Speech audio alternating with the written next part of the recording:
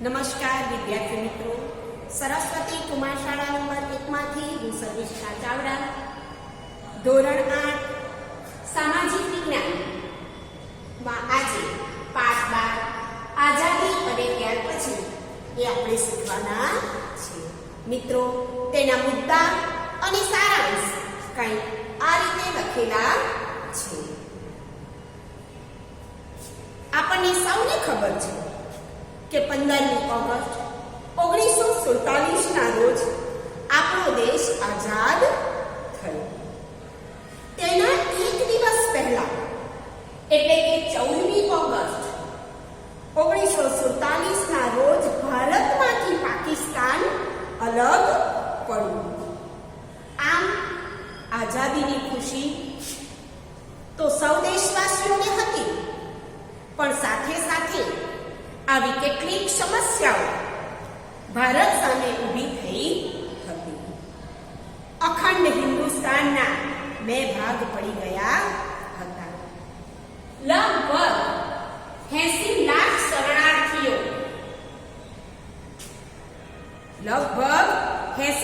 શરણાર્થીઓ પાકિસ્તાનથી ભારતમાં આવી રહ્યા હતા. આ શરણાર્થીઓનો પુનઃવસવાટ એટલે કે ભારતની અંદર એમને સમાવવા એ એક વિકટ સમસ્યા હતી. એ સમયે ભારતમાં 562 રજવાડાઓ હતા. હવે આ બધા જ રજવાડાઓનું ભારત સંઘ સાથે જોડાણ કરવાનું હતું અને એક અખંડ રાષ્ટ્રનું નિર્માણ કરવાનું હતું. આ હતી બીજી મોટી વિકટ સમસ્યા. સ્વતંત્ર ભારતને એક એવી રાજનૈતિક વ્યવસ્થાની આવશ્યકતા હતી કે જેનાથી લોકોની આશાઓ અને અપેક્ષાઓને સંતોષ આપી શકાય. અને આ સંતોષ આપવો એ ત્રીજી વિકટ સમસ્યા હતી. આમ જ્યારે આઝાદી મળી એ પછી અનેક સમસ્યાઓની વચ્ચે આપણું ભારત ઘેરાયેલું હતું. ત્યારબાદ મોટો પ્રશ્ન જે હતો પાકિસ્તાનનો મુદ્દો. આપણે આગળ પણ પ્રકરણમાં જોયું હતું કે મુસ્લિમ લીગ પોતે અલગ પાકિસ્તાનની માંગણી કરતું હતું અને અંગ્રેજોની નીતિ તો ભાગલા પાડો અને રાજ કરોની હતી. એટલે એમણે એ નીતિનો ઉપયોગ કરી ભારતની એકતાને તોડી નાખી. મુસ્લિમો એવું જ સમજતા હતા કે હિન્દુ અને મુસલમાન એક અલગ હિત ધરાવતી પ્રજા છે. બંનેની વિચારધારાઓ અલગ છે. કેટલાક મુસ્લિમ નેતાઓ, આપણે આગળ પણ શૌકત અલી નું મેં નામ તમને કહ્યું હતું, તો આવા જે કેટલાક મુસ્લિમ નેતાઓ હતા એ મુસ્લિમોને અલગતા અંગે સતત ટકોર કરતા હતા. પોતાના ભાષણો દ્વારા ઉત્તેજિત વાતાવરણ ઉત્પન્ન કરતા હતા. હવે એ લોકોને એવું લાગતું કે ભારત સ્વતંત્ર થયું છે, એ સ્વતંત્ર ભારતની અંદર મુસ્લિમોનું હિત જળવાશે નહીં. તેથી મુસ્લિમ કોમ ધરાવતું એક અલગ રજવાડું એટલે કે અલગ દેશ પાકિસ્તાનની રચના થવી જોઈએ. અને એના માટે 1940ની અંદર લાહોર મુકામે મુસ્લિમ લીગનું એક અધિવેશન ભરાયું અને તેમાં ઠરાવ થયો કે મુસ્લિમોની બહુમતી ધરાવતા જે પ્રદેશો છે એ પ્રદેશોને અલગ રાષ્ટ્ર, અલગ પાકિસ્તાન તરીકે આપવું અને ત્યારબાદ પાકિસ્તાનની રચનાને મુસ્લિમ લીગે પોતાનું એક ધ્યેય બનાવી લીધું. હવે એ પછી 1947ની અંદર માઉન્ટ બેટન ભારત આવ્યા. તેમની નીતિ તો આપણે આગળ જોયું કે ભાગલા પાડો અને રાજ કરવાની છે.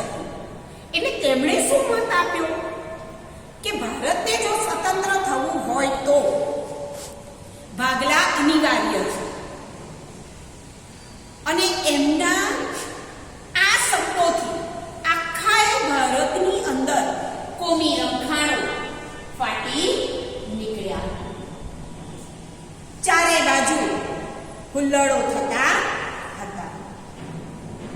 દેશની પ્રજા ખૂબ પરેશાન થઈ ગઈ.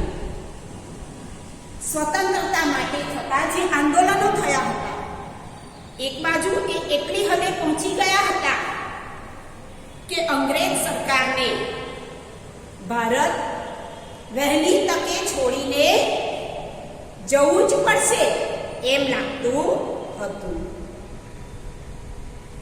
આ સંજોગોમાં ભારતના કેટલાક વાસ્તવદર્શી નેતાઓ હતા. એ નેતાઓએ આ ભાગલા પાડો ની જે નીતિ હતી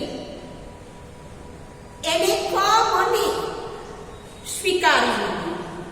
અને જે નેતાઓ આ વસ્તુ નહોતા સ્વીકારતા એમને પણ એ લોકોએ સમજાવ્યું અને એ આ વાતને સ્વીકારી લેવા માટે આગ્રહ કર્યો. આ ચર્ચા વિચારણાની પ્રક્રિયા લગભગ 3 મહિના સુધી ચાલી. તેમની વચ્ચે અનેક બેઠકો થઈ. આખરે માઉન્ટ બેટને ભારતના 2 ભાગ પાડી દીધા. અને એ જે 2 ભાગ પાડવાની પ્રક્રિયા હતી એને જ મિત્રો માઉન્ટ બેટન યોજના તરીકે ઓળખવામાં આવે છે. આ યોજનાના અમલ માટે હિન્દ સ્વતંત્ર ધારો પસાર કરવામાં આવ્યો. એ યોજનાના અનુસંધાને ભારતમાં હિન્દ સ્વતંત્ર ધારો પસાર કરવામાં આવ્યો. તો એની અંદર શું રજૂઆત થઈ, એની કઈ કઈ જોગવાઈઓ હતી મિત્રો? તો પહેલા તો હિન્દુસ્તાનનો ભારતીય સંઘ અને પાકિસ્તાન સંઘ એમ 2 ભાગમાં વિભાજન કરી એને સ્વતંત્ર કરવામાં આવ્યું. પહેલી જોગવાઈ હતી કે આપણું જે આખું હિન્દુસ્તાન છે એને 2 ભાગમાં ભારતીય અને પાકિસ્તાન એમ 2 સંઘમાં વહેંચવું. હવે જ્યારે 2 સંઘમાં એ વહેંચાયું છે ત્યારે દરેક સંઘ, એ બંને સંઘ પોતપોતાની રીતે બંધારણ ઘડી. આ બીજી જોગવાઈ હતી. આપણે આગળ જોયું તેમ 562 રજવાડાઓ. જુઓ, માઉન્ટ બેટનની આ જે યોજનામાં ત્રીજો આ મહત્વનો મુદ્દો કે 562 રજવાડાઓ હતા. એ લોકોએ શું જાહેરાત કરી કે આ રજવાડાઓ પોતપોતાની રીતે સ્વતંત્ર છે. જેને ભારત સંઘ સાથે જોડાવું હોય એ ભારત સંઘ સાથે જોડાય, અને જેને પાકિસ્તાન સાથે જોડાવું હોય એ પાકિસ્તાન સાથે જોડાય. અને જે રજવાડું આ બંને સાથે જોડાવા તૈયાર ન હોય તો પોતે સ્વતંત્ર પણ રહી શકે એવી છૂટ આપવામાં આવી. આ ઘણી મુશ્કેલ પરિસ્થિતિ હતી. આ ધારાની જોગવાઈ મુજબ હિન્દુસ્તાન, ભારત અને પાકિસ્તાન 2 ભાગમાં મિત્રો વહેંચાઈ ગયું. ગવર્નર જનરલ તરીકે માઉન્ટ બેટન,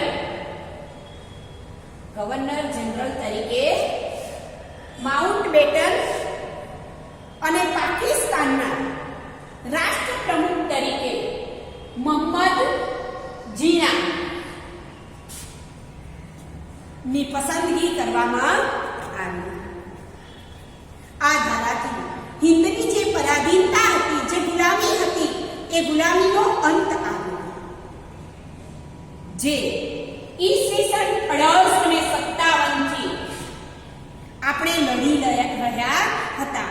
આગલા પ્રકરણોમાં આ બધી માહિતી પણ મિત્રો મેં તમને આપી છે કે 1857 થી આપણા રાજવીઓ કઈ રીતે ભારતીયો સાથે, કઈ રીતે અંગ્રેજો સાથે યુદ્ધ કરી અને ભારતને ગુલામીમાંથી મુક્ત કરાવવા માટે પ્રયત્ન કરતા હતા.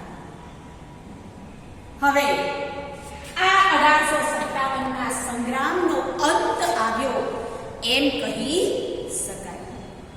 પાકિસ્તાનની અંદર જ્યારે પાકિસ્તાનનો વિભાગ અલગ કરવામાં આવ્યો, ભાગ પાડવામાં આવ્યો, ત્યારે પાકિસ્તાનની અંદર મિત્રો સિંધ, બલુચિસ્તાન, પશ્ચિમ બંગાળ, પંજાબ, પૂર્વ બંગાળ અને આજુબાજુના કેટલાક સરહદી પ્રાંતો નો પાકિસ્તાનમાં સમાવેશ કરવામાં આવ્યો અને બાકીના જે પ્રાંતો હતા એને ભારત સંઘ સાથે જોડાયા. હવે આઝાદી મળી ગઈ, દુઃખની સાથે આનંદ હતો. ભારતમાં સ્વતંત્રતાનો આનંદ હતો. કેમ કે ભારત સ્વતંત્ર થયું હતું.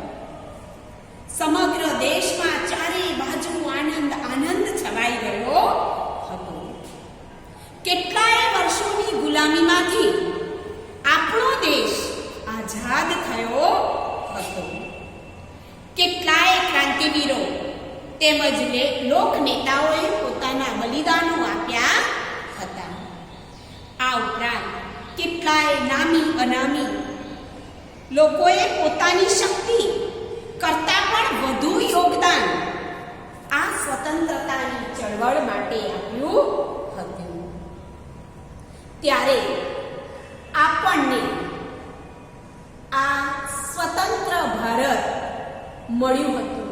આજે આપણે જે સ્વતંત્ર ભારતમાં જીવીએ છીએ મિત્રો, એ આપણા આ નામી અનામી અનેક શહીદોને આભારી છે.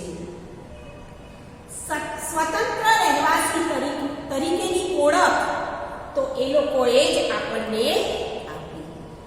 હવે ભારતના સ્વતંત્ર ભારતના એમ કહીએ પ્રથમ વડાપ્રધાન તરીકે પંડિત જવાહરલાલ નહેરુની નિમણૂક કરવામાં આવી. ત્યારે દિલ્હીના લાલ કિલ્લા ઉપર બ્રિટનનો યુનિયન જેક ઉતારી અને આપણો તિરંગો, યુનિયન જેક ઉતારી આપણો તિરંગો લહેરાવવામાં આવ્યો અને આખો દેશ સ્વતંત્ર પ્રાપ્તિની ઉજવણીમાં રંગાઈ ગયો. કેટલો આનંદ થાય છે! તમને બેઠેલા બધાને જ આનંદ થાય છે ને મિત્રો?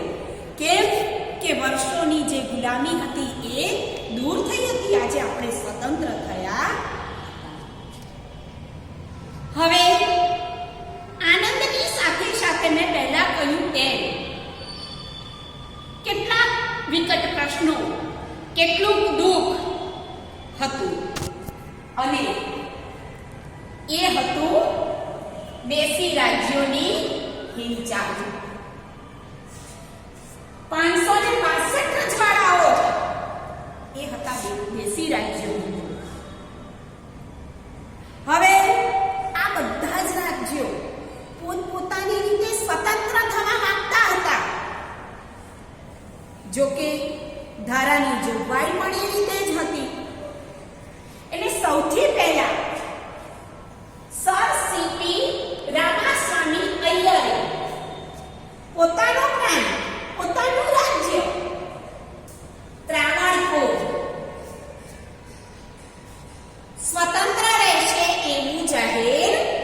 કર્યું.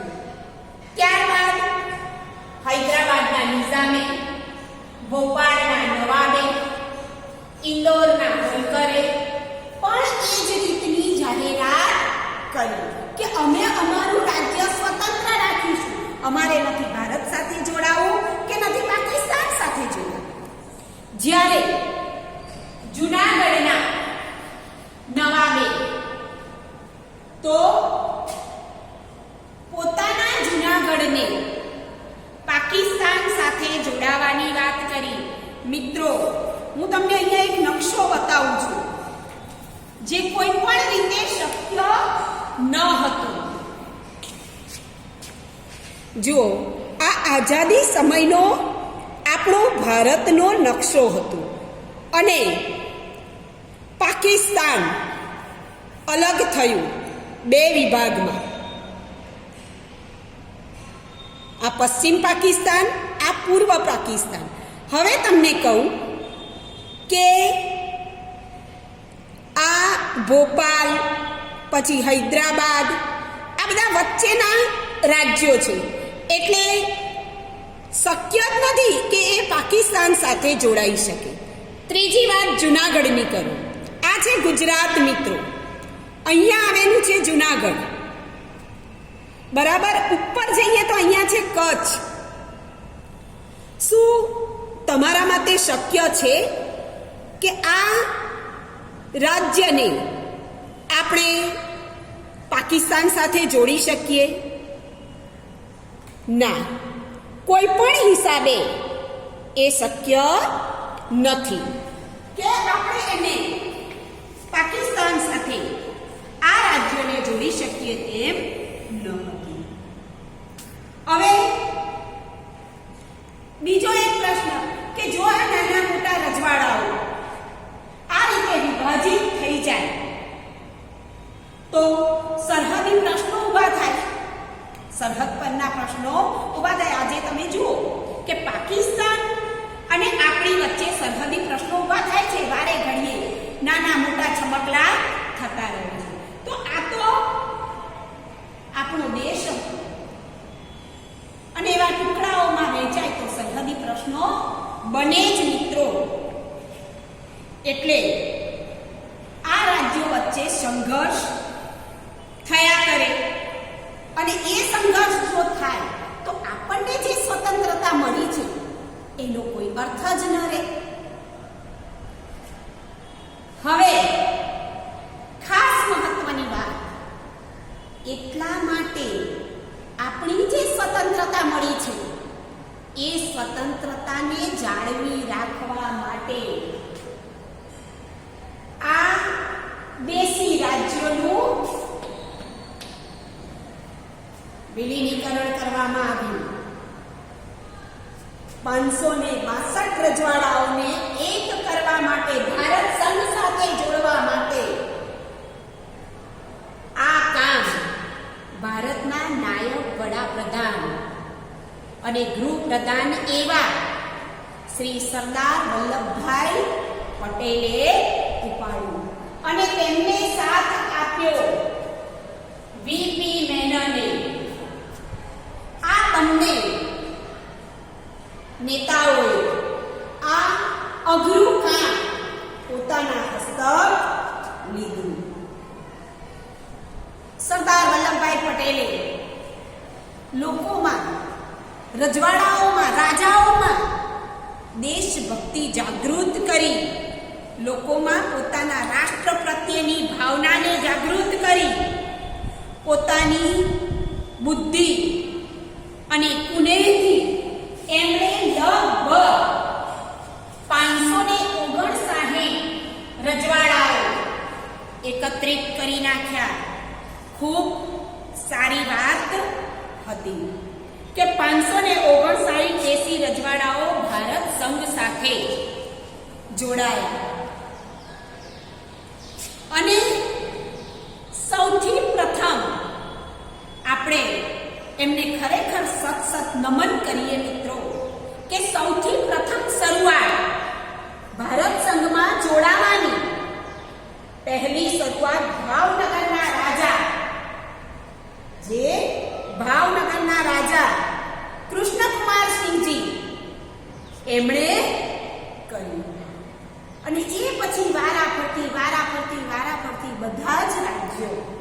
ભારત સંઘ સાથે જોડાવા લાગ્યા. રહ્યા માત્ર જુનાગઢ, હૈદરાબાદ અને કાશ્મીર. આ 3 રાજ્યો ભારત સંઘ સાથે જોડાવા તૈયાર ન હતા. શું થયું? જુનાગઢની પ્રજાએ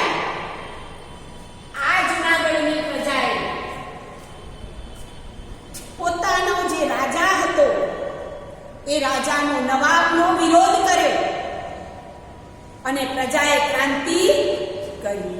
રતુભાઈ અદાણી તેમજ અન્ય નેતાઓ સાથે મળી અને આરસી હુકુમતની સ્થાપના કરી મિત્રો.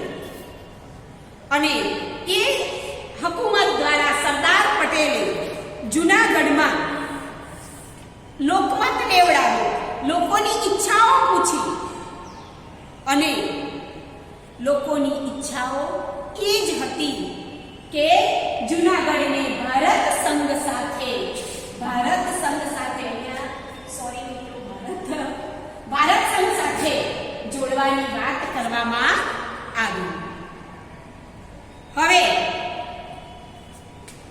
હૈદરાબાદના નિજામ સામે સરદાર પટેલે કડક પગલાં લીધા અને એમની સામે યુદ્ધ જાહેર કર્યું. પરિણામે એણે પોતાના પ્રાંતને, પોતાના રાજ્યને ભારત સંઘ સાથે જોડી દીધું. જુનાગઢનો લોકમત, હૈદરાબાદ, 2 રાજ્યો જોડાઈ ગયા. રહ્યો પ્રશ્ન મિત્ર કાશ્મીરનો. આ બહુ જ મહત્વનો પ્રશ્ન છે. આજે પણ એ પ્રશ્ન આપણને હેરાન કરી રહ્યો છે. એટલે ખાસ એના નીચે મેં અંડરલાઈન કરી મિત્રો કે આ કાશ્મીરનો પ્રશ્ન મહત્વનો. સાંભળજો હું જે કહું છું એ કે 1948 ની અંદર પાકિસ્તાને કાશ્મીર ઉપર હુમલો કર્યો. બરાબર? એ સમયે રાજા હરીસિંહ, કાશ્મીરના રાજા કોણ હતા? હરીસિંહ હતા. એટલે એ હુમલાથી બચવા માટે હરીસિંહે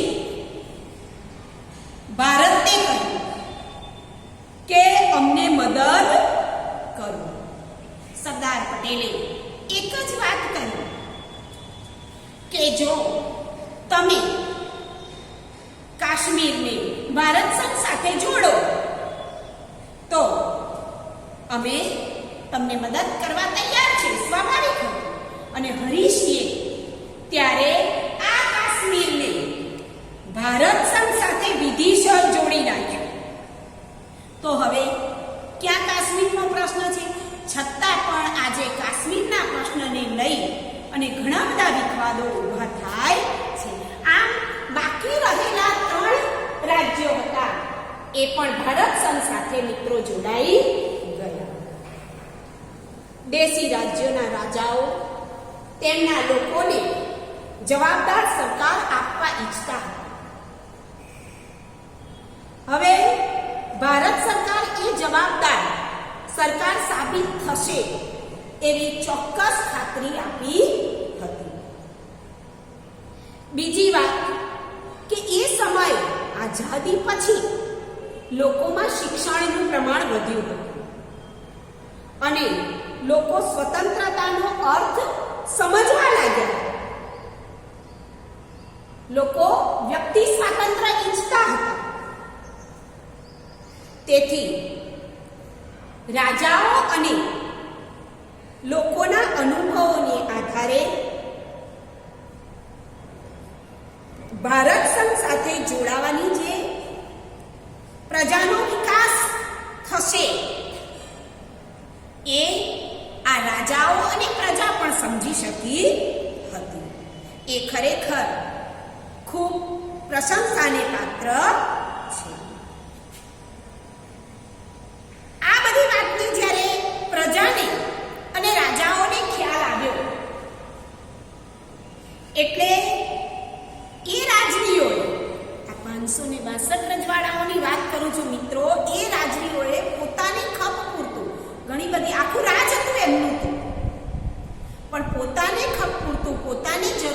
એટલું જ પોતાની સાથે રાખ્યું અને બીજી બધી જ મિલકત, જમીન, વારસો એ બધું ભારત સંઘને સોંપી દીધું.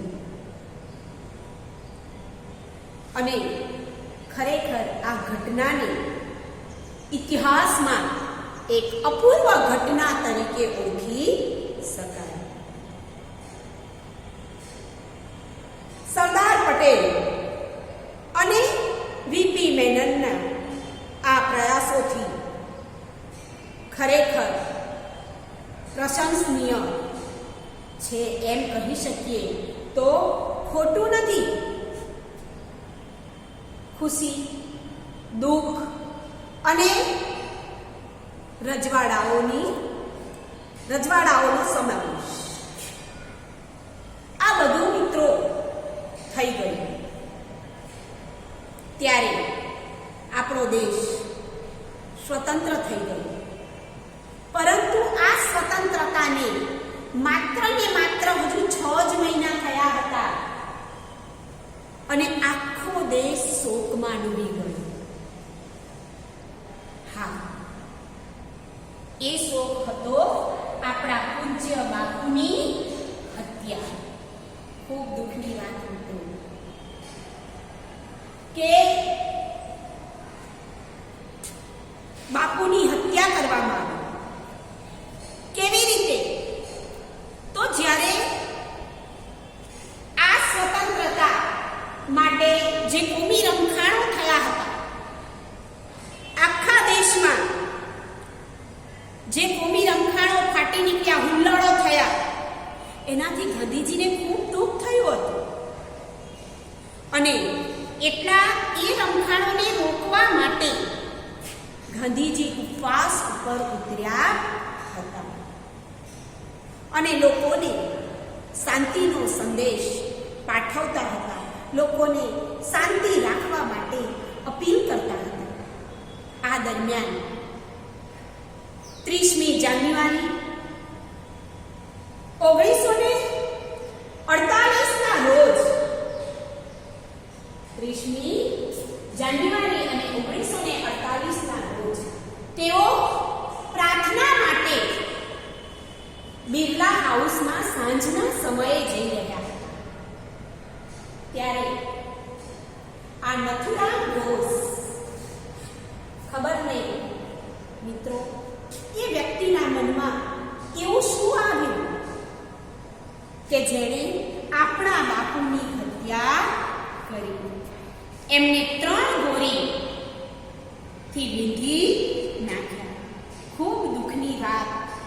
ખરેખર મિત્રો, આખો દેશ આજે આ વાત કહેતા, જો આપણને આટલું બધું દુઃખ થતું હોય, સાંભળતા જો મિત્રો આટલું બધું દુઃખ થતું હોય, તો એ સમયે દેશ, આપણા દેશની પ્રજાની શું હાલત થઈ હશે.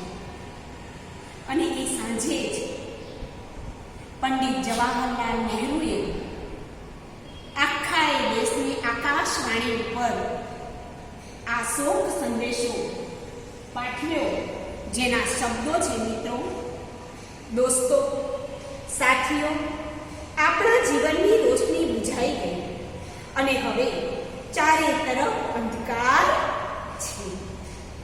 આપણા પ્રિય નેતા, રાષ્ટ્રપિતા હવે આપણી વચ્ચે નથી. આ સાંભળતા જ આખો દેશ સ્તબ્ધ બની ગયો અને કેટલાય લોકો ને કઈ સૂઝ જ ન પડી. હજારો કરોડો લોકો રડવા લાગ્યા. જે બાપુ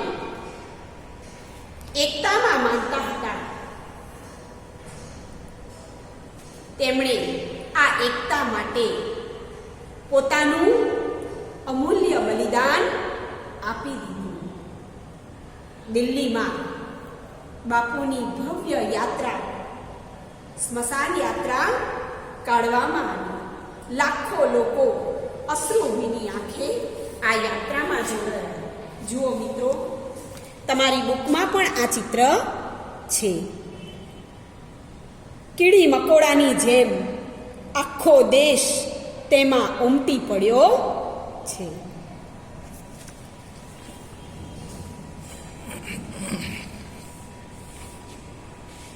બાપુના ગયા પછી આપણા જે નેતાઓ એમની જવાબદારી વધી ગઈ.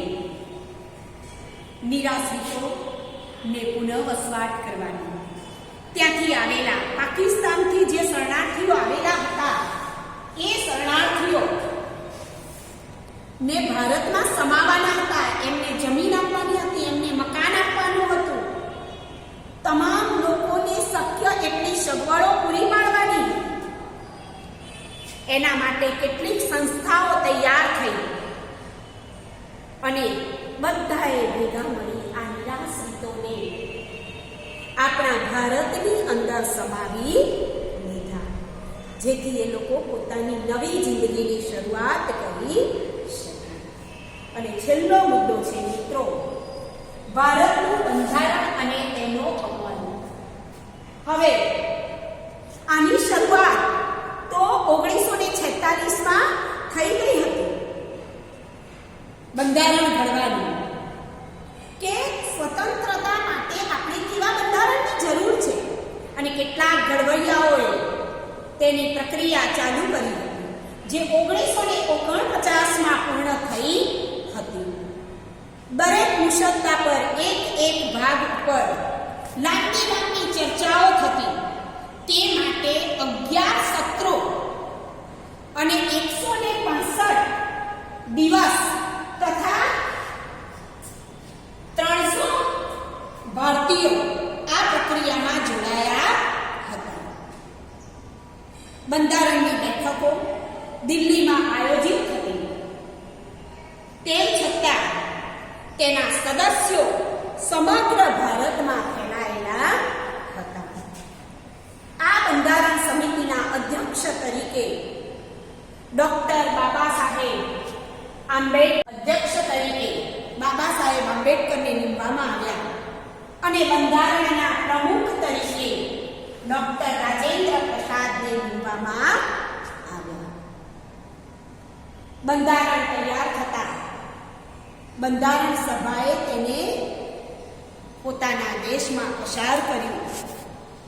26મી જાન્યુઆરી 1950થી તેનો અમલ કરવામાં આવ્યો. એ નિયમો પ્રમાણે, એ બંધારણ પ્રમાણે હવે આપણે જીવવાનું હતું.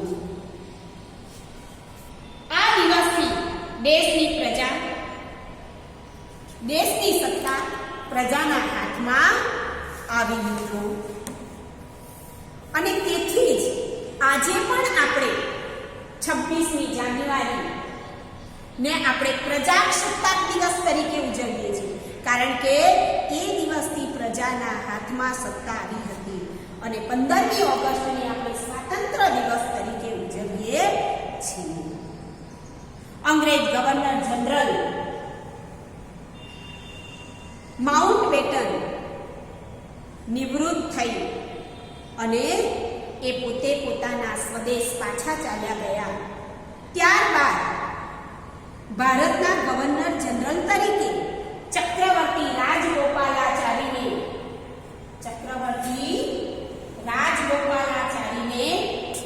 બનાવવામાં આવ્યા અને રાષ્ટ્ર પ્રમુખ તરીકે ડોક્ટર રાજેન્દ્ર પ્રસાદ નિમાયા. આમ અનેક વિકટ પરિસ્થિતિઓની વચ્ચે આપણે આજે પણ આઝાદીમાં ખુલ્લો શ્વાસ આ શહીદોના કારણે લઈ શકીએ છીએ. મિત્રો, અહીં આપણો પાઠ પૂર્ણ થાય છે. સૌથી પહેલા તમે બોર્ડ પર લખેલું જે છે એનો સ્ક્રીનશોટ પાડી લેજો. સાથે સાથે આ પાઠનો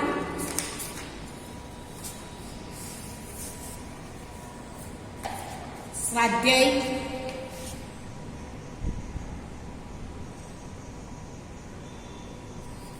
કરવાનું રહેશે.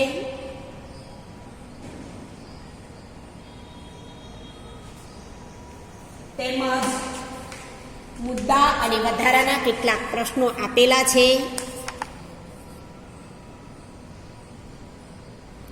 એ પણ કરવાના રહેશે. અને આ સાથે આ પાઠની પ્રવૃત્તિમાં જેટલા નેતાઓના ફોટા આપેલા છે મિત્રો, એ ફોટા ચોંટાડી એમના વિશે ટૂંકમાં માહિતી તમે પ્રવૃત્તિમાં કરજો. નવા વિડીયો સાથે ખૂબ ઝડપથી મળીશું.